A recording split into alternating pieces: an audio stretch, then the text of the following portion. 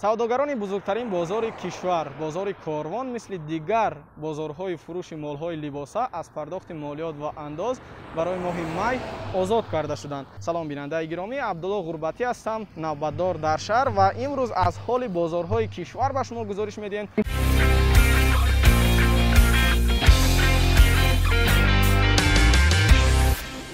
бозори Корвон ҳанӯз аз охири моҳи гузашта аз 28 апрел соҳибкорон ва савдогаронро ба таътил фиристода буд.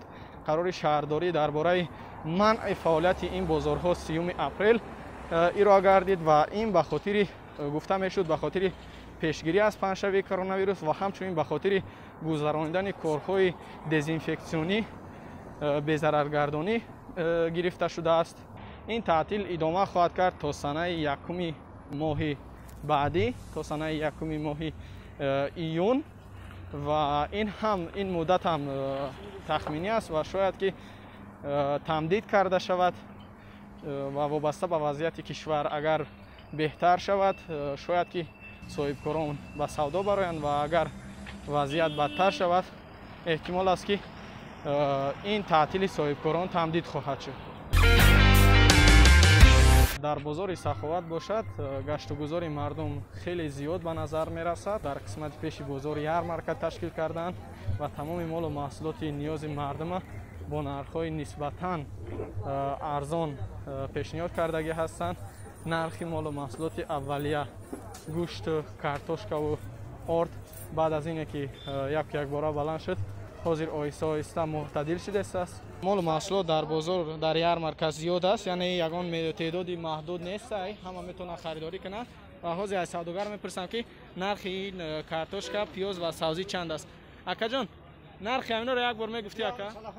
ҳама сомон картошкаи нав ака, пиёз 1 сомон 70 дирам, сабзӣ 1.5 сомон. нархи гӯшт 48 сомон ва ба фарқ аз дохил 2 сомон арзонтар, дар дохил 50 сомон буд. зардолуи нав 8 сомон аст, салака пухта расидагӣ аст. савдош чӣ қадар акаҷон? гелос чанд сомон ака? Гелос 20 сомон. гелос 20 сомон.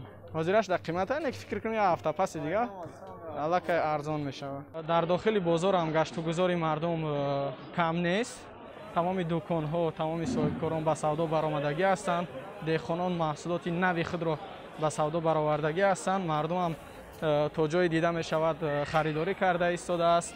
ягон камӣ ё ин ки норасоӣ ягон маҳсулот дида намешавад. 100 бор шукр имрӯз дар бозорҳо серӣ пурӣ ҳаст ва то кадом андоза аку ин дастраси мардум аст, ин аку қазоват дасти худи мардум аст. мардум зиёд дар бозор ба назар мерасад ва ҳар кадом ташвиш доранд, куҷои саросима ҳастанд. хулас бозор аст. помидори маҳаллии худамон чанд сомон апаҷон помидор? нархи помидори маҳаллӣ 8 сомон, нархи бодиринг 5 сомон, қаламфури булғорӣ 10 сомон. аз ҳама барои ман ҷолиб нархи сир аст ки гуфтанд нархаш баланд шудааст. апаҷон сир чанд сом аст? як банчаш, як донаш 2.5-3 сомон нархи сир. нархи равғани 5 кило 55 сомон, биринҷ 9 сомон ва шакар 6 сомон. 11 сомон сар мешавад то 17 сомон. юбилей регаре лазерай девзирай. намуде ки мардум зиёд мехара кадомай? лазер. лазер чанд сомон аст? 17 сомон 16 сомон мете. 15 мете. бозор якам клиента нигоҳ мекунад. каҷон нархи ҳамин тухмуро як бор бугу чанд сомон кадомаш? ина тухми файзобод дорем ҷураҷон 1 сомон ай. иш 90 дирам ай, чекаш 27 сомон мешавад. گرفته تفاصیل شاکای رابی ایش 8 اینا این نون 5 نونی گندمی چی؟ نونی گندمی 5 کلچه چی کلچه؟ کلچه دسمای نه 3 تا 5 میفروشه میشه اینه درباره نایش چند طرف میگه کلمه کلمه یعنی آی کلمه دیگه این دسمای کلمه دیگه بازار سخاوت бозори молу маҳсулоти хӯрока аст ва ман фикр мекунам ки доим мардум дар инҷа ҳамин гуна ин бозор серодам аст.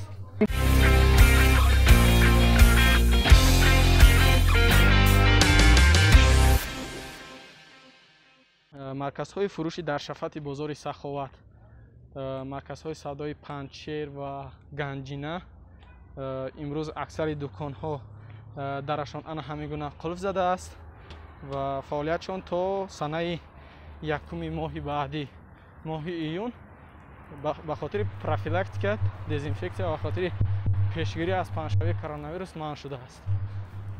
در نزد مرکز فروش گنجینه یک تا همین خیلی نقطه فروش گلها و درخت‌های سایه افکن موجود است که از اینجا گذشتن یک بوی بسیار هم خوش و بوی فورا میآید و هر کسی که در این روزها اگر فرصت پیدا کند و اینجا بیاید میتواند که از همین گلها خریداری کند و همچنین درختان زیاد و زیبای سایه افکن آرایشی هست که اگر بیاید و فکر میکنم که پشیمان نمیشید. بازار سلطان کبیر بزرگترین مرکز فروش تکنیکا، جهاز خانه، مبل، انجام روزگار، مال و محصولات روزگار و همچنین قسم های احتیاطی ماشین ها امروز کم خریدار به نظر می رسد. دالان های این بازار مثل پیشتر پر از آدم نیستند، پر از خریدار نیستند. قسمی از سوداگران در صحبت با ما گفتند که خریدار خیلی کم شده است، اما به هر حال این بازار خالی از خریدار نیست. یعنی که قسمت معین مردم هست که همه روزه میآیند و مال و محصولات نیاز خود را از اینجا خریداری میکنند و بازار فعالیتش چون پیشتر ادامه دارد تا اندازه گرانتر شده است، اما به هر حال محدودیت در خرید یا اینکه نارسایی یگان تکنیکا یا اینکه کمی یگان محصولات دیده نمی شود. شاید این از آن سبب است که تاجران از پیش ذخیره داشتند در انبارهای خود و امروز این ذخیره ها را برآورده به مردم میفروشند. این نقطه فروش واقع در مرکز سودای صدبرگ یکی از چند نقطه هایی است که تا حال فعالیت میکند. بازار صدبرگی که مرکز سودای صدبرگ هم به خاطر پیشگیری از پنجشنبه کرونا ویروس در اکثر دکان‌های خود را بسته است و در مجموع خود مرکز هم قسمت فروش لباس، قسمت دوزندگی و تعمیر تلفن‌های موبیلی که در داخل بودن علاقه دیگر کار نمیکنند. در همین حال قسمت فروش خوراک و محصولات نیازی مردم، محصولات غذایی کار میکنند. نقطه های خدمت رسانی بانکی و دیگر خدمات باز هستند، کار میکنند. نقطه فروش دارو واقع در مرکز سودای صدبرگ مردم زیاد به نظر میرسد. بیش از هر وقت دیگر امروز آنها به خریدن داروها پرداختند.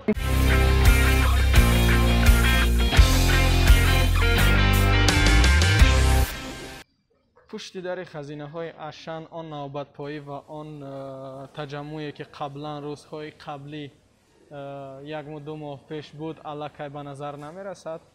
برند های معروف کولینز و السی و ایکیکی و دیگر برند های معروف تا حال فعالیت میکنند و اکثریت به مال های خود تخفیف اعلام کردند. این تخفیف نظر به روزهای قبلی، نظر به روزهای گذشته زیادتر بیشتر است. مرکز سودای اشند را شخصا من تا دیر باز این گونه خالی و این گونه بی آدم ندیده بودم.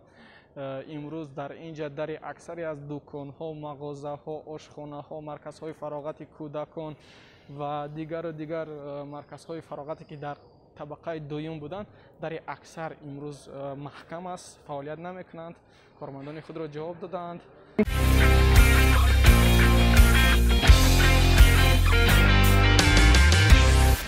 فرصت ما امروز تنها برای بازدید از 5 بازار و مرکز سودای بزرگترین رسیدگی کرد و دیدیم که واقعا در کل در تاجیکستان، در کشور، در دوشنبه گشت و گذار مردم نسبتاً کمتر شده است، اما بازم مردم مجبور هستند که برای تامین روزگاری خود، برای خریدن مال و محصولات لازمی خود به کوچه ها برآیند. سوداگرها برای کسب درآمد روزگار و مردم برای تامین روزگاری خود. و دوستان عزیز، در همین جا برنامه نوبت‌دار در شهر را به خاتمه می‌دهم و فکر میکنم که درباره بازارها و وضع امروزه بازارها و وضع امروزه مرکزهای سودا من به شما تا جای معلومات دادم. گزارش های بعدی ما را حتما پیگیری کنید، حتما جالب خواهم بود. در امان خدا باشید. نیست باد کرونا ویروس. زنده باد تاجیکستان، زنده باد آبادی، زنده باد آرامی کشور.